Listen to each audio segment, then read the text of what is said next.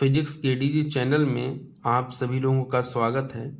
जैसा कि क्लास 12 भौतिक विज्ञान के लिए अनसॉल्व्ड की सीरीज स्टार्ट की गई थी, जिसमें 2023 के 6 सेट कंप्लीट हो चुके थे और 7वें सेट का यानी 346 BY का पहला पार्ट कंप्लीट हो चुका था। अब दूसरे पार्ट से डिस्कस करना स्टार्ट करते हैं।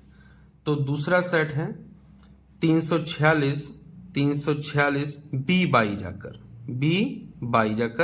ये 7वां सेट है और इसके दूसरे पार्ट को हम डिस्कस करते हैं। दिया है क्वेश्चन, प्रश्न संख्या 4 का अग्र अभिनत पश्च अभिनत वाले पीएन संधि के लक्षणों की तुलना कीजिए। यानी अग्र अभिनत में कोई पीएन संधि डायोड है तो उसके क्या अभिलक्षण होंगे, और पश्च अभिनत यानी उत्क्रम अभिनत में कोई भी पीएन संधि डायोड है तो उसके लक्षण क्या होंगे, तो देखते हैं।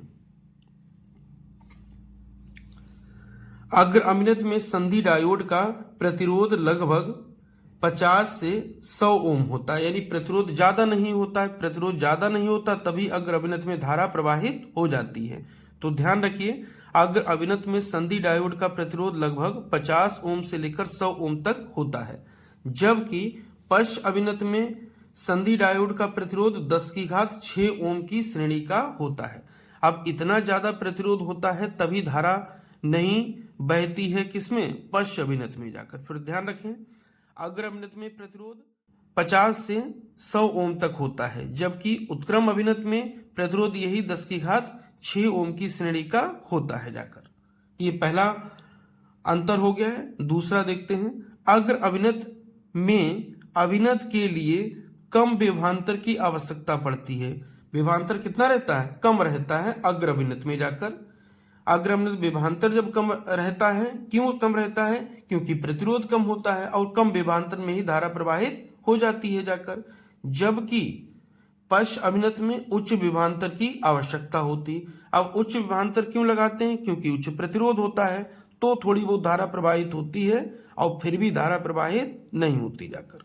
तो ये दोनों में तुलना हो गई है, अग्र अभिनत और पश्च अभिनत पीएन संधि डायोड में जाकर। नेक्स्ट क्वेश्चन पर आते हैं। प्रश्न संख्या 4 का खा दिखाइए कि हेनरी अपान में फैरड और पूरे की घात 1/2 या फिर अंडर रूट प्रतिरोध को प्रदर्शित करता है।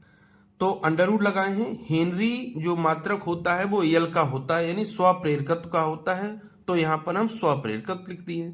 फैरड मात्रक होता है धारिता का, और धारिता को लिखते हैं सी से, इसलिए यहां पर सी लिख दिए हैं, बराबर अंडर रूट एल का सूत्र होता है ई अपान में डेल्टा आई अपान में डेल्टा टी जाकर, और क्यू बराबर सी भी पढ़े हैं तो सी बराबर हो जाएगा क्यू अपान में बी जाकर। ये बी जो हमारा कहाँ चला जाएगा, ऊपर, तो ई गुणा में बी हो गया है, और ये सब डेल्टा आई अपान डेल्टा टी कहाँ जाएगा, नीचे, तो ये हो गया है। और क्यू बराबर है होता है आई टी, तो आई टी का मतलब क्या है, डेल्टा आई और गुणा में डेल्टा टी लिख लिए हैं। क्यू बराबर क्या होता है, आई टी, आई टी का मतलब क्या है, अगर डेल्टा लगाएं तो डेल्टा आई गुणा में डेल्टा टी, तो डेल्टा टी से डेल्टा टी कैंसिल हो गया है, तो ऊपर बचेगा ई बी। तो ई क्या होता है, विद्युत वाहक बल, इसका भी मात्रक वोल्ट होता है। बी क्या होता है, वोल्टेज, इसका भी मात्रक वोल्ट होता है, तो वोल्ट गुणा में वोल्ट हो गया। यहाँ पर डेल्टा आई गुणा में डेल्टा आई यानी एम्पियर का स्क्वायर, तो यहाँ पर एम्पियर स्क्वायर लिख दिए हैं।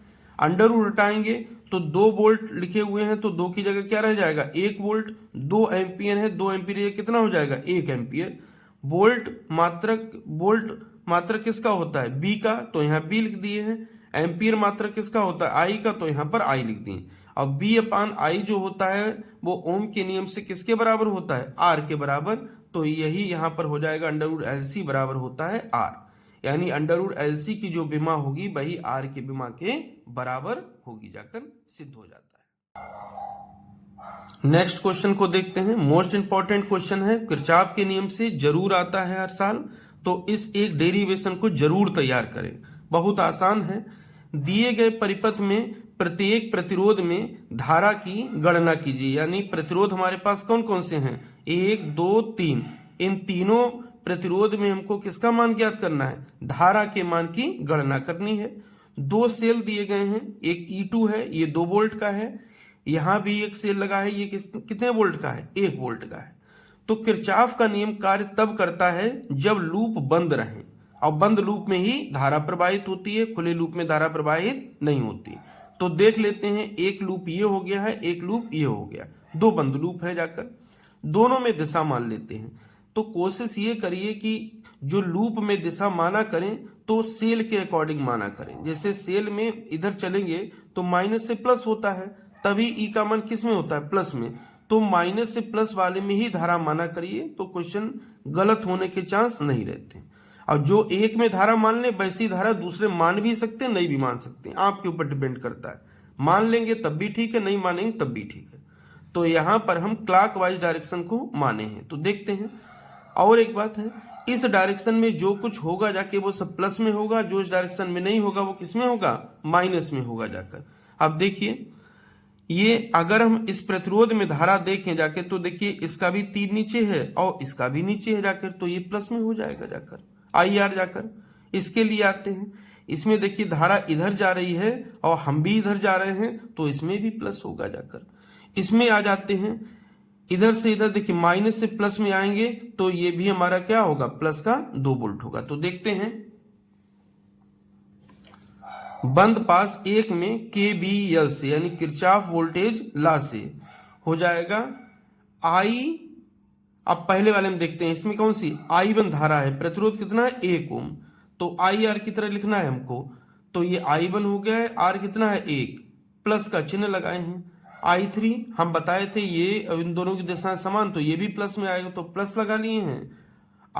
1 गुणा में I3, क्योंकि प्रतिरोध का मान कितना है 1, यहाँ भी है, बराबर में 2, क्योंकि इस बंद पास में एक ही सेल लगा हुआ है जिसका विद्युत वाहक बल कितना है 2 वोल्ट, तो यहाँ पर 2 लिख लिए। अब ये I1 रहा। अब I3, अब मेरी बात समझिए, देखिए यहाँ से धारा I2 आ रही है और इधर से धारा कौन सी आ रही है I1, तो अगर इसके अंदर धारा जाएगी जाकर तो यही इन दोनों का जोड़ ही तो होगा जाकर, I1 प्लस में I2 का, यानी I1 प्लस I2 मिलकर ही तो I3 बनाएगी जाकर। तो वही यहाँ पर हम लिखे हैं कि I3 बराबर हो जाएगा I1 प्लस का I2 जाकर। तो I3 जगह लिख दिए हैं, I1 प्लस में I2 बराबर 2 चल रहा था तो 2 ही चल रहा है। अब I1 और I1 मिलके क्या हो जाएगा 2I1, और I2 है तो I2 रहेगा, 2 है तो 2 रहेगा। समीकरण नंबर 1 डाल दिए इसको। अब देख लेते हैं दूसरे बंद पास में। देखिए सबसे पहले इस प्रतिरोध या इस धारा की बात करते हैं। देखिए दिशाएं समान है तो ये भी प्लस में है। इसमें आते हैं, देखिए दिशाएं समान है तो ये भी प्लस में आएगा, इसके लिए प्लस में आएगा।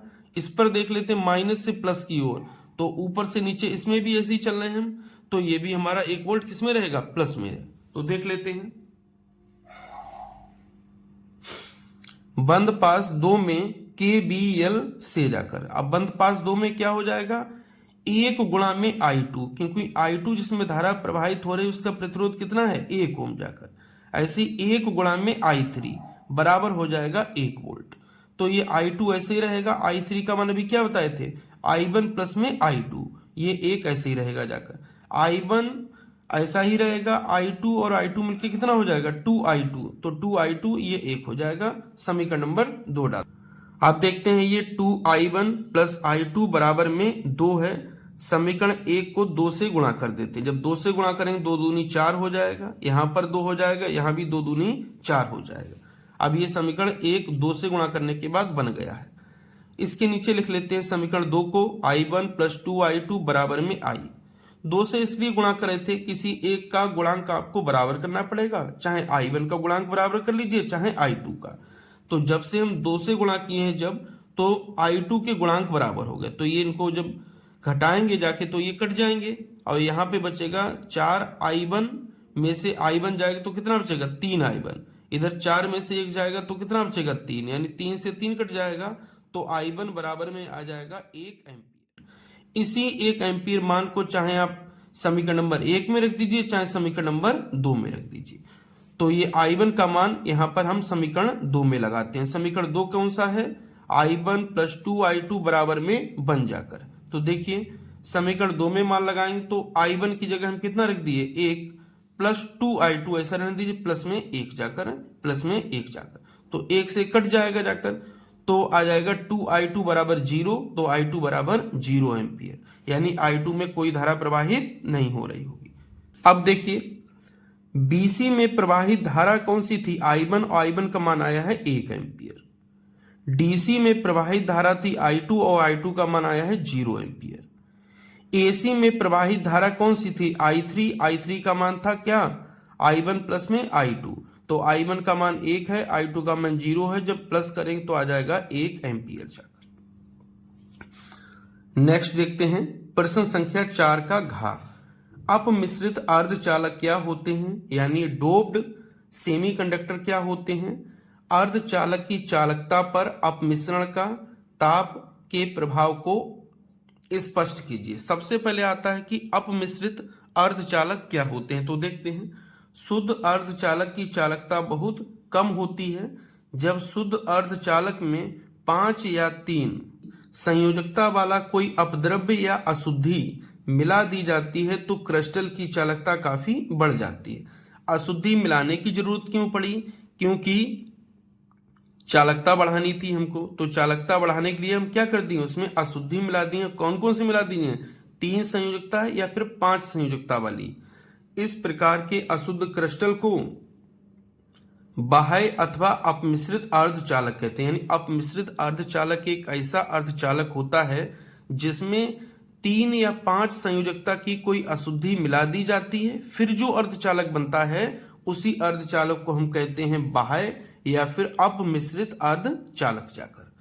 अगर निज अर्धचालक की बात कहें तो वो शुद्ध अर्धचालक होता है, जबकि बाह्य अर्धचालक होता है वो अपमिश्रित या अशुद्ध अर्धचालक होता है, क्योंकि उसमें 5 या 3 संयोजकता की कोई अशुद्धि मिला दी गई होती है जाकर। अपमिश्रण का प्रभाव। अपमिश्रण करने पर इलेक्ट्रॉन व कोटर की संख्या बढ़ जाने के कारण चालकता बढ़ जाती है। जैसे अगर 3 संयोजकता की अशुद्धि मिलाएंगे जाकर तो उसमें कोटर की संख्या बढ़ जाती है। अगर 5 संयोजकता की अशुद्धि मिलाएंगे तो उसमें इलेक्ट्रॉन की संयोजकता बढ़ जाएगी। ऑल ओवर देखें क्या हुआ, इलेक्ट्रॉन और कोटर की संख्या बढ़ गई। जब संख्या बढ़ गई तो चालकता बढ़ जाएगी जाकर, क्योंकि चालन कौन करता है, इलेक्ट्रॉन और कोटर ही तो करेंगे। जितने ज्यादा इलेक्ट्रॉन और कोटर होंगे उतना ही ज्यादा चालन होगा किसका, विद्युत धारा का जाकर। ताप का प्रभाव। ताप बढ़ाने पर निषिद्ध ऊर्जा अंतराल की चौड़ाई घटने के कारण संयोजी बैंड के कुछ इलेक्ट्रॉन चालन बैंड में पहुंच जाते हैं। देखिए जब अर्धचालक सिंपल होता है तो मोस्टली उसमें इलेक्ट्रॉन जो होते हैं वो संयोजी बैंड में होते हैं। अब हम ताप बढ़ाते हैं तो निषिद्ध ऊर्जा अंतराल का मान घटता जाता है। निषिद्ध ऊर्जा अंतराल का मतलब क्या है, जो रुकावट होती है वो कम होती जाती है। जब रुकावट कम होती जाएगी तो संयोजी बैंड के इलेक्ट्रॉन कहाँ पहुंच जाएंगे, चालन बैंड में, और चालन बैंड में पहुंच जाएंगे तो चालकता बढ़ जाएगी। पहुंच जाने से अर्धचालक की चालकता बढ़ जाती है। जितने ज्यादा चालन बैंड में इलेक्ट्रॉन होंगे उतना ज्यादा चालन विद्युत धारा का होगा, और उतना ही वो अच्छा चालक होगा किसका, विद्युत धारा का, उतनी ही उसकी चालकता भी ज्यादा होगी जाकर। तो इस चीज का ध्यान रखें। नेक्स्ट क्वेश्चन प्रश्न संख्या 4 का डा। एक प्रोटॉन तथा एक अल्फा कण को समान विभवांतर तक त्वरित किया जाता है। प्रोटॉन तथा अल्फा कण से संबंधित डी ब्रोगली तरंगदैर्ध्य का अनुपात ज्ञात कीजिए। तो सबसे पहले देखते हैं, देखें अल्फा कण जो होता है वो हीलियम का नाभिक होता है, और नाभिक में केवल क्या होते हैं, प्रोटॉन होते हैं और न्यूट्रॉन होते हैं। फिर ध्यान सुन लीजिए, अल्फा कण क्या होता है, हीलियम का नाभिक होता है, यानी जब हीलियम परमाणु से 2 इलेक्ट्रॉन निकल जाते हैं तो जो बचता है उसी को कहते हैं अल्फा कण या फिर हीलियम का नाभिक। नाभिक में प्रोटॉन और न्यूट्रॉन होते हैं, और प्रोटॉन और न्यूट्रॉन का द्रव्यमान लगभग में बराबर होता है। तो अगर प्रोटॉन का द्रव्यमान हम यहाँ पर m माने हैं तो अल्फा कण का द्रव्यमान कितना हो जाएगा, 4m, क्योंकि इसमें 2 प्रोटॉन होंगे और 2 क्या होंगे, न्यूट्रॉन हैं। और अभी हम बताए थे प्रोटॉन और न्यूट्रॉन का द्रव्यमान लगभग में बराबर होता है, तो प्रोटॉन का द्रव्यमान m माने हैं तो 2m इसका हो जाएगा, 2m इसका हो जाएगा, मिलके कितना हो जाएगा, 4m जाकर। QP यानी QP क्या है, प्रोटॉन पर आवेश हम मान लीजिए हैं Q मान लिए हैं। अब अल्फा कण पर क्या होते हैं, 2 प्रोटॉन 2 न्यूट्रॉन, तो न्यूट्रॉन पर तो कोई आवेश होता नहीं। अब प्रोटॉन पर अगर एक प्रोटॉन पर आवेश Q है जाकर, तो 2 प्रोटॉन पर आवेश 2Q हो जाएगा, और 2 ही प्रोटॉन हमारे अल्फा कण में है जाकर। तो ये प्रोटॉन और अल्फा कण के लिए द्रव्यमान और आवेश हो गए। आगे देखते हैं। अब आते हैं डी ब्रोगली तरंगदैर्ध्य। वैसे डी ब्रोगली तरंगदैर्ध्य का सूत्र होता है लैम्डा बराबर AH अपान में एम बी जाकर। अब बी वेग हमको दिया गया नहीं है, तो हम ये वाला सूत्र नहीं लगाएंगे। हम सूत्र लगाते हैं लैम्डा बराबर AH अपान में अंडर रूट के अंदर 2m क्यूबी जाकर। तो देखिए सबसे पहले प्रोटॉन के लिए तो H कांस्टेंट है, कोई इफेक्ट पड़ेगा नहीं, और B क्या है, विभवांतर है, वो भी समान विभवांतर से, तो B में भी कोई हम चेंज नहीं करेंगे, केवल द्रव्यमान और आवेश को हम चेंज करेंगे। तो ये P लगा दिए, क्योंकि प्रोटॉन के लिए, यहाँ अल्फा कण के लिए अल्फा कण लगा दिए हैं जाकर। फिर जब दोनों को हम भाग दे देंगे तो लैम्डा P अपान में लैम्डा अल्फा बराबर, ये H अपान में लिख लिए। अब देखिए H से H कट जाएगा, 2 से 2 कट जाएगा, B से B कट जाएगा, और m अल्फा Q अल्फा ये पहुंच जाएंगे ऊपर, और MP QP ये कहाँ जाएंगे, नीचे। लैम्डा P अपान में लैम्डा अल्फा बराबर हो जाएगा अंडर रूट के अंदर m अल्फा Q अल्फा अपान में MP QP। अब m अल्फा का मान कितना था, 4m, Q अल्फा का मान कितना है, 2Q, MP का मान कितना है, m, और QP का मान कितना था, Q। तो Q से Q काट देंगे, m से m काट देंगे, तो 4 दूनी कितना बचेगा, 8 बचेगा। तो अंडर रूट के अंदर 8 और डिवाइड कितना बचा हुआ है, 1। अब 8 का जब वर्गमूल लेंगे तो लगभग 2.8 आएगा, और 1 है तो ऐसा ही रहेगा, यानी लैम्डा P अनुपात लैम्डा अल्फा बराबर आ जाएगा 2.8 अनुपात में 1 जाकर। नेक्स्ट देखते हैं प्रश्न संख्या 5 का मोस्ट इंपॉर्टेंट क्वेश्चन है, जरूर देखें इसको।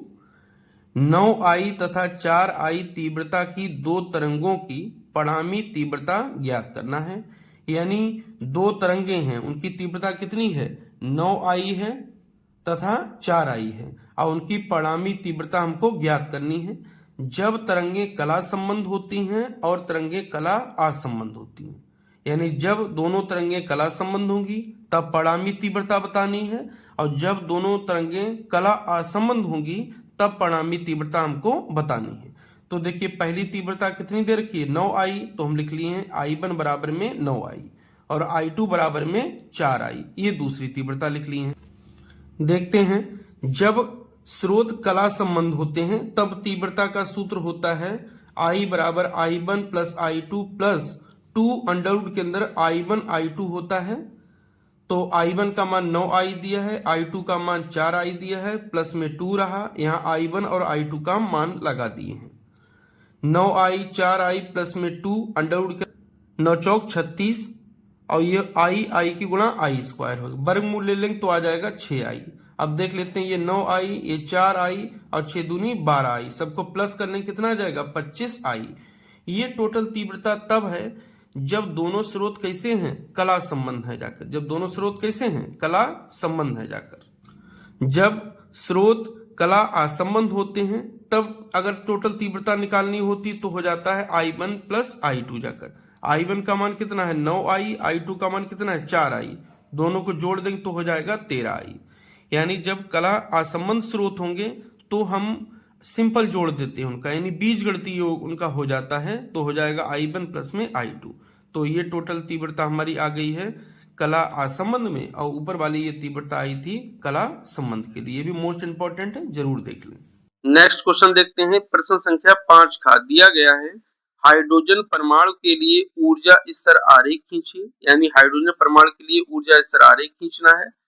बामर श्रेणी के H अल्फा H बीटा और श्रेणी सीमा के तरंगदैर्ध्य की गणना की। यानी सबसे पहले हमको क्या करना है, ऊर्जा स्तर आरेख खींचना है, बाद में H अल्फा H बीटा और श्रेणी सीमा की हमको क्या ज्ञात करनी है, तरंगदैर्ध्य ज्ञात करनी है। तो देखते हैं ऊर्जा स्तर आरेख को। यहाँ पर ऊर्जा स्तर आरेख, ऊर्जा स्तर लिख लेते हैं, यानी n बराबर 1 2 3 4 5 6 जाकर। अब अगर ऊपर किसी भी उच्च ऊर्जा स्तर से n बराबर 1 यानी पहले ऊर्जा स्तर में कोई भी हाइड्रोजन परमाणु आता है तो श्रेणी हमको कौन सी मिलेगी, लाइमन श्रेणी। अगर किसी भी उच्च ऊर्जा स्तर से दूसरे ऊर्जा स्तर में परमाणु आता है तो हमको श्रेणी मिलेगी बामर श्रेणी, और तीसरे ऊर्जा स्तर में आता है तो पाचन, चौथे में आता है तो ब्रैकेट, और पांचवें में आता है तो फुंड श्रेणी। पहले ऊर्जा स्तर की ऊर्जाएं होती हैं जाकर, ऊर्जा होती है -13.6 इलेक्ट्रॉन वोल्ट, दूसरे की ये, तीसरे की ये, चौथे, पांचवें, छठवें। ये आया कहां से, तो ई बराबर होता है माइनस का 13.6 अपान में एन स्क्वायर। एन के मान रखते चले जाएंगे 1 2 3 4 5, तो इन ऊर्जा स्तर की ऊर्जाएं हमको ज्ञात होती जाएंगी। ये सूत्र बहुत इंपॉर्टेंट है और ये ऊर्जाएं भी बहुत इंपॉर्टेंट है, याद कर लें, क्योंकि कई कंपटीशन एग्जाम में डायरेक्ट हमसे ऊर्जाओं के मान पूछता है जाकर। तो अब देखते हैं, सबसे पहले बात करते हैं EH अल्फा लाइन की। अब देखिए EH अल्फा, EH बीटा, ये लाइनें सब किसमें मिलती हैं हमको, बामर श्रेणी।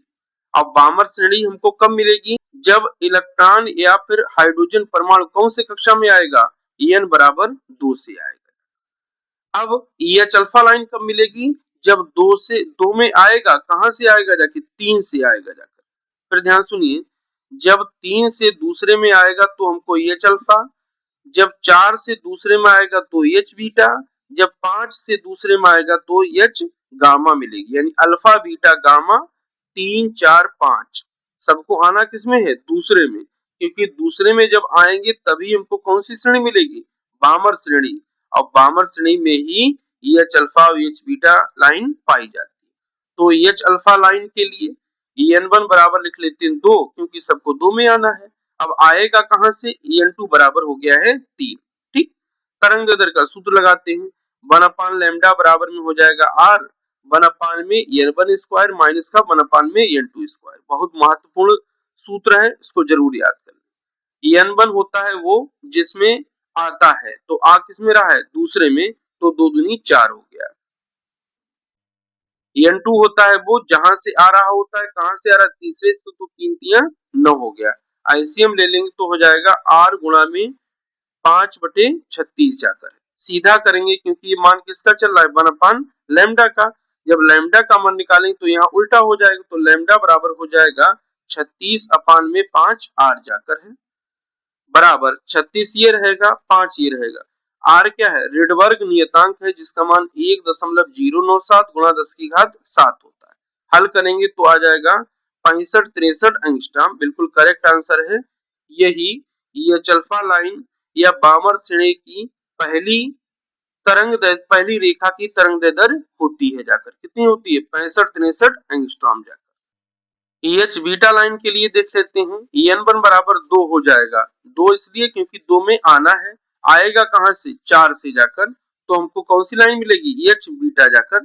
तो फिर सूत्र लगाते हैं, 1 लैम्डा बराबर R, 1 में N1 स्क्वायर माइनस 1 में N2 स्क्वायर। R ऐसे ही रहेगा।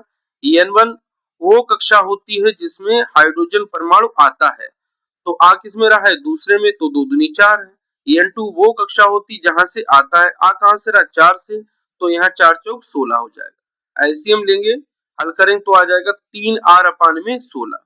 ये मान किसका है, 1 लैम्डा का।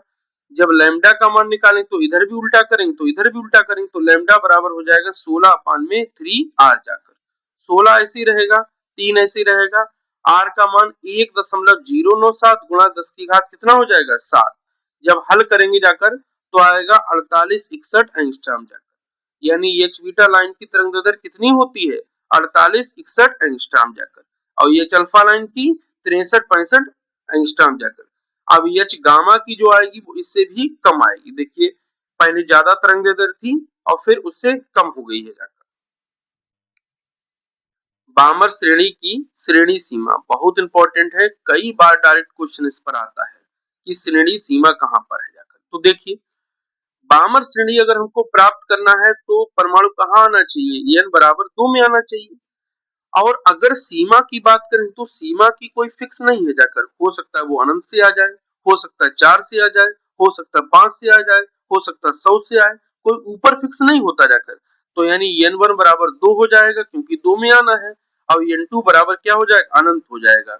अनंत पर यानी इसकी सीमा होगी जाके किसकी सीमा होगी, बामर श्रेणी की। यानी परमाणु कहां से भी आ सकता है, अधिकतम कितनी दूरी से आ सकता है, अधिकतम अनंत ऊर्जा स्तर से आ सकता है।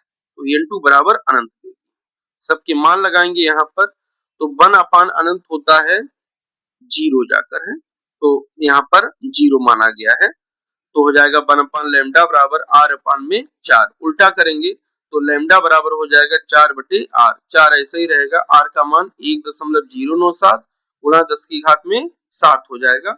हल करेंगे तो लैम्डा बराबर 3646 एंगस्ट्रॉम हो जाएगा। यानी बामर श्रेणी की श्रेणी सीमा की तरंगदैर्ध्य कितनी होती है, तो हम कहेंगे 3646 एंगस्ट्रॉम। कितनी होती है, 3646 एंगस्ट्रॉम होती है। अब आते हैं प्रश्न संख्या 5 पर। प्रश्न संख्या 5 क्या कह रहा है, प्लेटों के बीच आंशिक रूप से परावैद्युतांक पदार्थ द्वारा भरे समांतर प्लेट संधारित्र के लिए विभवांतर ज्ञात करना है और धारिता ज्ञात करनी है। यानी बी ज्ञात करना है और हमको क्या ज्ञात करना है, सी ज्ञात करना है। तब ज्ञात करना है जब प्लेटों के बीच में हम आंशिक रूप से कोई परावैद्युतांक भर देंगे जाकर। तो देखते हैं, ये एक समांतर प्लेट संधारित्र है, इसके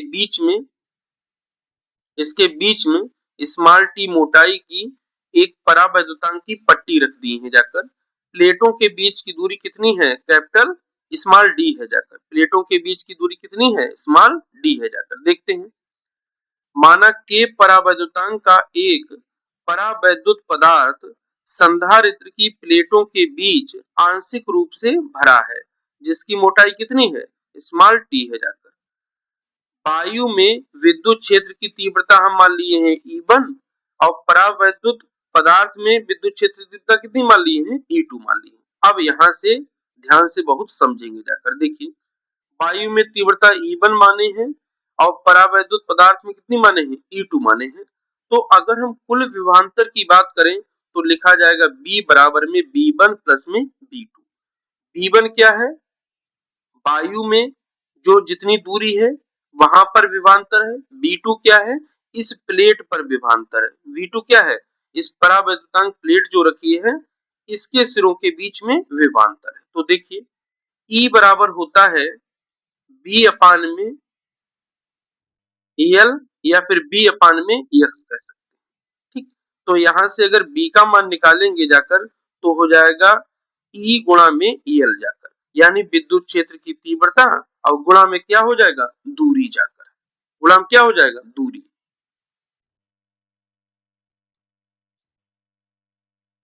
देखते हैं, किसी प्लेट के कारण विद्युत क्षेत्र का क्या सूत्र होता है, E बराबर होता है Q अपान में एप्सिलॉन नॉट इनटू में A। तो हो जाएगा, निर्वात की बात करें, निर्वात के लिए K का मान कितना होता है, 1। तो E1 बराबर हो जाएगा Q अपान में एप्सिलॉन नॉट इनटू में A हो जाएगा, क्योंकि ये वायु में है जाकर। अब E2 निकालें परावैद्युतांक पदार्थ के भीतर, तो हो जाएगा Q अपान में K A एप्सिलॉन नॉट जाकर। क्यों, क्योंकि परावैद्युतांक पदार्थ का जो परावैद्युतांक है वो कितना है, K है जाकर। तो यहाँ पर K हो गया, यहाँ पर वायु का K बराबर 1 रख दिया, यानी E1 E2 के मान हमको प्राप्त हो गए। अब देखिए, ये E गुणा में L है जाकर। अब अगर वायु की बात करें तो हो जाएगा यहाँ पर E1 जाकर, अब L का मतलब है वायु में दूरी। तो देखिए, यहां से यहां तक की टोटल दूरी कितनी है, स्मॉल डी है जाकर। अगर हम वायु में दूरी चाहें तो इतनी अगर हम दूरी घटा दें तो हमको ये दूरी और ये दूरी मिल जाएगी, और यही वायु है, निर्वात में दूरी है जाकर। ये दूरी कितनी होगी जाकर, D माइनस का T जाकर। कितना होगा वायु निर्वात में दूरी, D माइनस का T जाकर। जब E2 की बात करेंगे तब जो हमारा L होगा जाके वो कितना होगा जाके, T, क्योंकि E2 किसमें है, परावैद्युत पदार्थ के भीतर विद्युत क्षेत्र की तीव्रता है, और यहाँ पर दूरी कितनी आ जाएगी, T जाकर। ठीक है, यानी E1 के साथ में चलेगा ये वाला और E2 के साथ में चलेगा T। तो देखते हैं, B बराबर लिखे हैं इसके ऊपर B1 प्लस में B1, B बराबर E इंटू में T होगा, 1 लगा है तो यहाँ E1 और B, E1 के साथ दूरी कितनी बताए हैं, T माइनस T। ऐसी B बराबर E इंटू में L होता है, तो 2 लगा है तो E2 और E2 के साथ दूरी भी कितनी बताए हैं, T बताए हैं जाकर। E1 का मान Q अपान में एप्सिलॉन नॉट इंटू में A, D माइनस T ऐसे रहने दिए। E2 का मान Q अपान में K A epsilon not A, T ऐसा है ऐसे ही रहने दिए। अब देखते हैं दोनों में कॉमन क्या है, तो Q अपान में एप्सिलॉन नॉट इंटू में A इतना कॉमन है जाके, तो कॉमन निकाल दिए। यहाँ बचेगा D माइनस T, और यहाँ पर बचेगा T, और यहाँ पर क्या बचेगा डिवाइड में K, तो T अपान में K हो गया है जाकर। ठीक है, तो ये विभवांतर B का सूत्र हो गया है जाकर। अब हमसे पूछा, एक तो विभवांतर पूछा गया, तो विभवांतर का तो सूत्र ये हो गया है। दूसरा हमसे पूछा है धारिता C का सूत्र,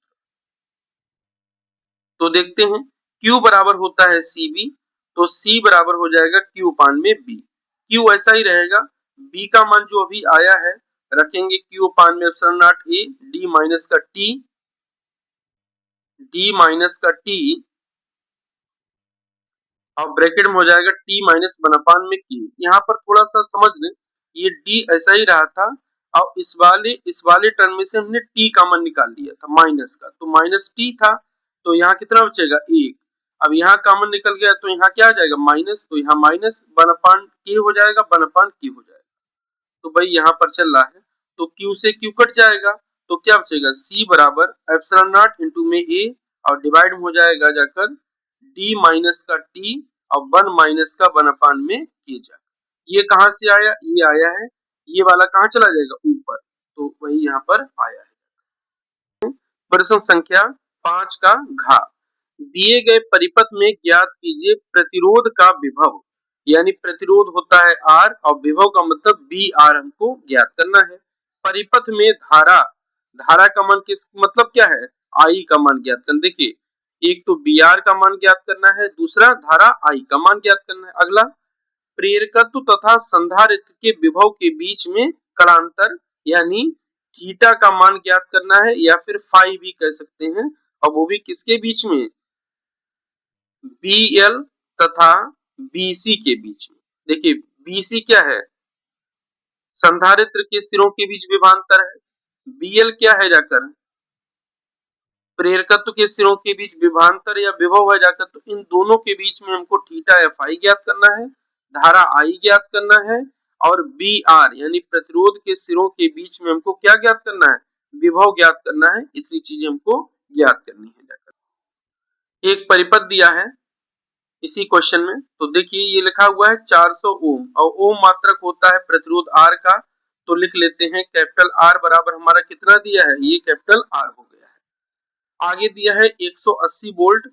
और ये लगा हुआ है प्रेरकत्व, और प्रेरकत्व का अगर वोल्टेज दिया है तो उसके कहने का मतलब क्या दिया है, BL दिया है हमको जाकर। फिर आगे दिया है 180 वोल्ट, और ये है संधारित्र, इसका मतलब क्या है, हमको BC यहाँ पर ये दिया गया है। और एक प्रत्यावर्ती धारा परिपथ की समीकरण दी गई, B बराबर में 200 काश में 50 पाई T वोल्ट जाता है। सबसे पहले देखते हैं इस चित्र में जाकर, देखिए BL भी 180 दिया है और BC भी 180 दिया है, तो BL बराबर BC दिया है। अब BL बराबर होता है I इंटू में XL, जैसे B बराबर IR होता है वैसे ही B बराबर होता है I इंटू में XL। XL क्या है, प्रेरकत्व का प्रतिरोध है जाकर, ऐसे यहाँ पर संधारित्र का प्रतिरोध क्या हो जाएगा, I इंटू में XC जाकर ये हो गया, I से I कट गया, XL बराबर XC हो गया। और XL बराबर XC का मतलब क्या है, ये कैसी स्थिति है, अनुनाद की स्थिति है, कैसी स्थिति है जाकर, अनुनाद की स्थिति है जाकर। ठीक है, आगे बढ़ते हैं। अनुनाद की स्थिति में अगर हमको कुल B निकालना हो जाकर, तो पहले B का सूत्र देखते हैं किसके लिए, LCR के लिए, तो B बराबर हो जाएगा BR square plus BL minus BC का होल स्क्वायर जाकर है। अब BL माइनस BC तो बराबर है, तो ये वाला टर्म कट जाएगा जाकर, तो यहाँ क्या बचेगा, BR का स्क्वायर है, स्क्वायर से क्या हट जाएगा अंडर रूट, तो B बराबर हो जाएगा BR जाकर, यानी जितना टोटल B होगा वही मान किसका होगा, BR का होगा जाकर। अब देखते हैं भाई B कितना होगा। B के लिए आते हैं इस समीकरण पर, B बराबर दे रखा है 200 कास 50 में पाई टी, अगर इसकी तुलना करें तो B बराबर B नॉट हो जाएगा, और कॉस में ओमेगा टी हो जाएगा, तो B नॉट की तुलना करोगे तो कितना आ जाएगा 200, तो B नॉट बराबर कितना आ जाएगा 200 जाकर वोल्ट जाकर, ये विभव का अधिकतम मान है जाकर। आगे बढ़ते हैं, तो B बराबर बी आर, तो हो जाएगा बी आर बराबर बी नॉट बराबर में 200 वोल्ट, यानी जो बी नॉट है यही किसके बराबर हो जाएगा, बी आर के बराबर, क्योंकि ये की विभव दिया है। अब ओम के नियम का प्रयोग करते हैं, क्योंकि हमको आई का मान ज्ञात करना है, तो बी नॉट बराबर हो जाएगा आई नॉट इंटू में आर जाकर, बी नॉट का मतलब 200, आई नॉट ज्ञात करना है, ऐसे रहने दीजिए। और आर का मान अभी चित्र में दिया गया था, कितना था, आर बराबर 400 ओम, तो यहाँ पर हम क्या लगाते हैं, 400 ओम जाकर, तो दो जीरो कैंसिल हो गए, 4 इसके डिवाइड में आ जाएगा, तो आई जीरो बचेगा 1/2, 1/2 का मतलब 0.5 एम्पियर जाकर, कितना बचेगा, 0.5 एम्पियर जाकर। आई भी ज्ञात हो गया है, बी आर भी ज्ञात हो गया, अब बात होती है कलांतर, तो समझिए ध्यान से, बीएल जो होता है वो धारा से 90 डिग्री अग्रगामी होता है, यानी ऊपर की ओर होता है बीएल। बीसी जो होता है वो धारा से क्या होता है, 90 डिग्री पश्चिगामी होता है, 90 डिग्री पश्चिगामी यानी पीछे की तरफ होता है, तो नीचे बना ली 90 डिग्री जाकर। अब देखते हैं कि दोनों के बीच में कलांतर किसमें जाकर, बीएल और बीसी में जाकर, तो बीएल ये रहा, बीसी एकदम जस्ट अपोजिट रहा है, तो ये टोटल कलांतर 90 और 90 मिलकर कितना हो जाएगा, 180 जाकर, तो कितना कलांतर होगा, 180 या फिर पाई रेडियन का, कितना होगा, 180 या फिर पाई रेडियन जाकर।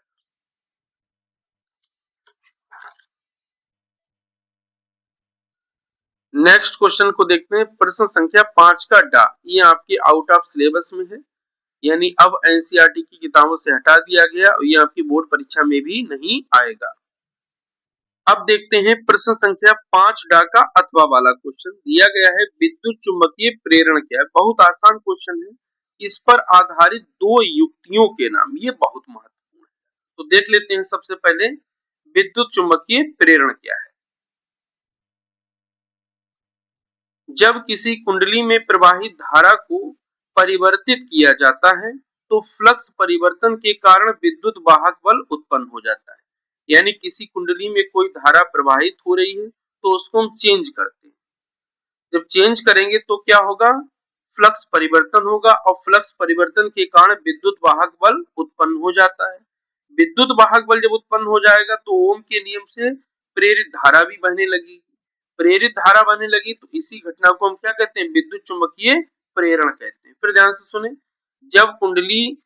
जब किसी कुंडली में प्रवाहित धारा को परिवर्तित किया जाता है तो फ्लक्स परिवर्तन के कारण विद्युत वाहक बल उत्पन्न हो जाता है और प्रेरित धारा बहने लगती है, इस घटना को ही हम विद्युत चुंबकीय प्रेरण कहते हैं।